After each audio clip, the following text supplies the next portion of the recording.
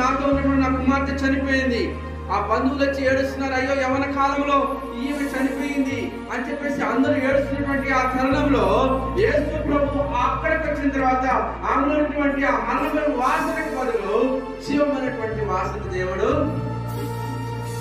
ఎందుకు యేసు ప్రభు కలవరి శిలువలో చనిపోయాడు అంటే ఏ భక్తులు మరణించడము, ఏ భక్తులు నశించుకోవడము, ఏ భక్తులు బంధకములు ఉండిపోవడము ఆయనకి ఇష్టము కానే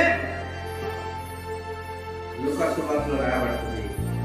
నశించిన దాన్ని వెనక్కి రక్షించుటకు మనిషి కుమారుడి లోకానికి 19వ అధ్యాయం 10వ వాక్యం. నశించిన దానిని ఏ విషయంలో నువ్వు నశించిపోయావు, ఏ విషయంలో నువ్వు కృంగిపోయి ఉన్నావో, ఏ విషయంలో నువ్వు మరణపు వాసనగా మార్చబడుతున్నావో, ఏ విషయంలో నువ్వు బంధకమైనటువంటి వాసనతో నింపబడి ఉంటున్నావో, ఏ విషయంలో నువ్వు అలిగిపోయినటువంటి స్థితిలో ఉన్నావో,